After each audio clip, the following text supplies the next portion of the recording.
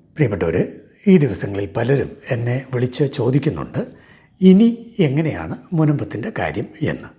പരിഹാരമായി ഭേദഗതിയിലൂടെ എന്ന് കുറച്ച് പേര്, ഇല്ല പരിഹാരമില്ല എന്ന് മറ്റു ചിലർ, ഇതിന് സ്ഥലം സർക്കാർ ഏറ്റെടുത്ത് അതിന് പകരം വഖഫ് ബോർഡിന് ഭൂമി കൊടുക്കണം എന്ന് വേറെ ചിലർ, എത്രയും വേഗം വഖഫ് ട്രൈബ്യൂണലിലെ വിധി പുറത്തു വരണം എന്ന് മറ്റു ചിലർ.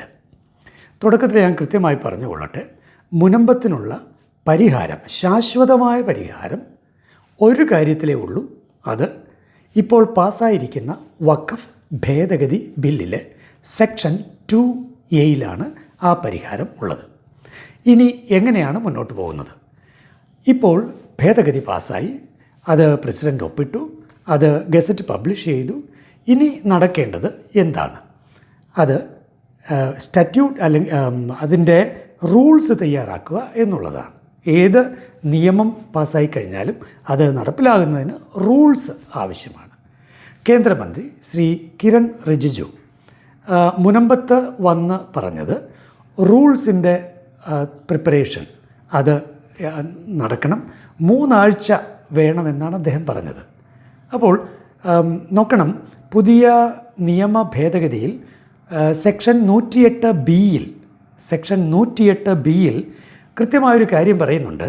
അതായത് കേന്ദ്ര സർക്കാരാണ് റൂൾസ് തയ്യാറാക്കാൻ ബാധ്യതയുള്ളത്. നേരത്തെ റൂൾസ് തയ്യാറാക്കുന്നത് കേന്ദ്രവും സംസ്ഥാനവും കൂടിയായിരുന്നു. കേന്ദ്രത്തിന് സെക്ഷൻ 3 മാത്രമേ ചെയ്യാനായിട്ട് പറ്റില്ലായിരുന്നു. സംസ്ഥാനത്തിന് വേണം മറ്റ് റൂൾസൊക്കെ തയ്യാറാക്കാൻ. എന്നാൽ കൃത്യമായി 108B കൃത്യമായി സെക്ഷൻ 108B കൃത്യമായി പറഞ്ഞിരിക്കുകയാണ്, കേന്ദ്രമാണ് റൂൾസ് തയ്യാറാക്കുന്നത്. അപ്പോൾ കിരൺ റിജിജു അന്ന് ഇവിടെ മുനമ്പത്ത് വന്നിട്ട് പറഞ്ഞു, 3 ആഴ്ച കൊണ്ട് അതിൻ്റെ റൂൾസ് റെഡിയാകും. എന്നിട്ട് ആ റൂൾസ് കേരള സർക്കാരിന് ഇൻസ്ട്രക്ഷനോടുകൂടി അയച്ചു കൊടുക്കും, ഇത് നടപ്പിലാക്കണം എന്ന് പറഞ്ഞിട്ട്. അപ്പോൾ പ്രാക്ടിക്കലി ഇനി എന്താണ് സംഭവിക്കാനുള്ളത്? റൂൾസ് തയ്യാറാക്കുക, കേന്ദ്രം തയ്യാറാക്കുക, കേരള സർക്കാരിന് അയച്ചു കൊടുക്കുക, ഇൻസ്ട്രക്ഷൻ നൽകുക, കേരള സർക്കാർ നിലപാടെന്ന് പറഞ്ഞാൽ എടുക്കാതെ നിവൃത്തിയില്ല. കേരള സർക്കാർ കൃത്യമായി ഉടനെ തന്നെ സത്വരമായി നിലപാടെടുത്ത് ഈ ഭൂമി ഇത് വഖഫ് ആക്ടിന് കീഴിൽ വരുന്നതല്ല, അതുകൊണ്ട് ഈ നാട്ടുകാർ വാങ്ങിയത് അത് ഓക്കെയാണ്, ഒരു പ്രശ്നവുമില്ല, അത് അവരുടെ സ്വന്തം ഭൂമിയാണ് എന്ന രീതിയിൽ ഈ പറഞ്ഞ പ്രശ്നങ്ങളൊക്കെ പിൻവലിച്ച്, വഖഫ് ബോർഡിൻ്റെ കാര്യങ്ങളൊക്കെ പിൻവലിച്ച് സലാം പറയുക എന്നുള്ളതാണ് ഇതിനുള്ള ഏക മാർഗം. ഇപ്പോൾ ഉള്ള തടസ്സം എന്താണ്? സുപ്രീം കോടതിയിൽ 72ഓളം കേസുകൾ കൊടുത്തിരിക്കുകയാണ്. കോൺഗ്രസ് ഉൾപ്പെടെ, മുസ്ലിം ലീഗ് ഉൾപ്പെടെ കേസുകൾ കൊടുത്തിരിക്കുകയാണ്. ആ കേസാണ് ഇപ്പോൾ തടസ്സമായിട്ടുള്ളത്. കാരണം കോടതിയിൽ കേസ് നിലനിൽക്കുമ്പോൾ ഈ റൂൾസും കാര്യങ്ങളും അത് അപ്ലൈ ചെയ്യുക എന്നുള്ളത് അതിന് താമസം നേരിടും. അപ്പോൾ എത്രയും വേഗം ആ കേസ് തീരണം, പിന്നെ ഈ റൂൾസ് നടപ്പിലാക്കണം. ഇത്രയുമാണുള്ളത്. പക്ഷേ ചിലർ പറയുന്നുണ്ട് സെക്ഷൻ 51 ഉപയോഗിക്കണം. അതാണിപ്പോൾ വഖഫ് ബോർഡ് സർക്കാരിന് കൊടുത്തിരിക്കുന്ന നിർദ്ദേശം അത്രേ.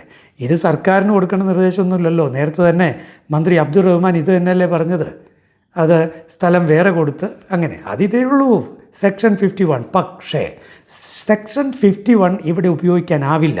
കാരണം സെക്ഷൻ 51 പറയുന്നത് എന്താണ്? ലാൻഡ് അക്വിസിഷനാണ്. എന്തിനു വേണ്ടിയാണ് ലാൻഡ് അക്വിസിഷൻ? നിങ്ങളൊന്ന് പഠിച്ചു നോക്കൂ. ലാൻഡ് അക്വിസിഷൻ എന്ന് പറയുന്നത് പബ്ലിക് പർപ്പസിന് വേണ്ടിയാണ്, അല്ലാതെ ഏതെങ്കിലും ഭൂമിക്ക് പകരം കൊടുക്കാനോ അങ്ങനെയൊന്നുമല്ല ലാൻഡ് അക്വിസിഷൻ. ലാൻഡ് അക്വിസിഷൻ എന്ന് പറയുന്നത് പബ്ലിക് പേർപ്പസിന് വേണ്ടിയാണ്. പബ്ലിക് പേർപ്പസ് എന്ന് പറഞ്ഞാൽ കേരള സർക്കാർ ഒരു ഭൂമി ഏറ്റെടുക്കുന്നത് കേരളത്തിലെ സകല പൗരന്മാർക്കും ഗുണകരമായ കാര്യത്തിന് വേണ്ടിയായിരിക്കണം. എയർപോർട്ട്, റോഡ്, ഇങ്ങനെ പാലം, ഇങ്ങനെയുള്ള കാര്യങ്ങൾ അത് എല്ലാവർക്കും പറ്റിയത്. പക്ഷേ മുനമ്പത്തേത് വിഷയം അങ്ങനെയല്ലല്ലോ. മുനമ്പത്തേത് അത്രയും പേരുടെ ഭൂമി കൊടുക്കാൻ വഖഫ് ബോർഡിൽ നിന്ന് എടുത്തിട്ട് വഖഫ് ബോർഡിന് കോമ്പൻസേഷൻ കൊടുക്കണമെന്നാണ് ഇപ്പോൾ പറയുന്നത്. അത് തട്ടിപ്പ് പരിപാടിയാണ്, അത് നടക്കാത്ത കാര്യമാണ്. പിന്നീട് തീർച്ചയായിട്ടും അത് പ്രശ്നമുണ്ടാകും. ഇനി വഖഫ് ട്രൈബ്യൂണൽ തന്നെ വന്നു എന്ന് വിചാരിക്കുക. വഖഫ് ട്രൈബ്യൂണലിൽ എത്രയും പെട്ടെന്നൊരു വിധി വന്നു എന്ന് വിചാരിക്കുക. ഇപ്പോഴുള്ള വഖഫ് ഭേദഗതി വരുന്നതിന് മുൻപ് ആയിരുന്നെങ്കിൽ വഖഫ് ട്രൈബ്യൂണലിൻ്റെ വിധി അന്തിമമായേനെ, പിന്നെ ഒരു പ്രശ്നം അവിടെ ഉണ്ടാവില്ലായിരുന്നു. പക്ഷേ ഇപ്പോൾ ഇമ്മീഡിയറ്റായി ഒരു വിധി വന്നാലും ഇപ്പോഴുള്ള നിയമം അനുസരിച്ച് അപ്പീൽ പോകാം. അപ്പോൾ തീർച്ചയായിട്ടും അപ്പീൽ പോകും.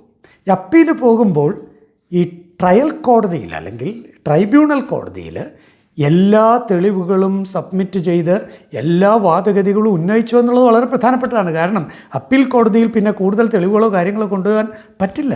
ട്രയൽ കോടതിയിൽ എല്ലാം സബ്മിറ്റ് ചെയ്തോ? അങ്ങനെയെങ്കിൽ മുനമ്പംകാർ ഇതുവരെ ട്രൈബ്യൂണലിൽ ശക്തമായ വാദഗതികൾ തികച്ചും സുന്ദരമായ, പ്രത്യേകിച്ച് ആമിനയുടെ ഒരു മൈനർ സ്റ്റേറ്റസിൻ്റെ വിഷയം അത് ഇതുവരെ ഉന്നയിച്ചിട്ടില്ല. എന്ന് മാത്രമല്ല, മുഹമ്മദ് സിദ്ദിഖ് സേട്ടു അദ്ദേഹം ഒരു ഫ്രോഡായിരുന്നു എന്നും ഈ ഭൂമി അദ്ദേഹത്തിൻ്റെ ആയിരുന്നില്ല എന്നും ഉള്ള തെളിവുകൾ 47 ഡോക്യുമെൻറ്റും 48 ഡോക്യുമെൻറ്റും അനുസരിച്ച് നമുക്ക് കിട്ടും. പക്ഷെ അതൊന്നും ഈ കോടതിയിൽ വന്നിട്ടില്ല. അതുകൊണ്ട് വഖഫ് ട്രൈബ്യൂണലിൻ്റെ ഒരു വിധി ഉടനെ വന്നാൽ കാര്യം തീരുമെന്ന് വിചാരിക്കുന്നതും മൗഢ്യമായിരിക്കും. ഒറ്റ പരിഹാരമേ ഉള്ളൂ, അത് ഭേദഗതിയിലെ സെക്ഷൻ 2A അപ്ലൈ ചെയ്യുക എന്നുള്ളതാണ്. അതിന് എത്രയും വേഗം ഈ സുപ്രീം കോടതിയിലെ കേസ് തീരേണ്ടതുണ്ട്. റൂൾസ് കേന്ദ്രം തയ്യാറാക്കി സംസ്ഥാനത്തിന് നൽകേണ്ടതുണ്ട്. സംസ്ഥാനം ഇമ്മീഡിയറ്റായി അത് നടപ്പിലാക്കുകയും വേണം.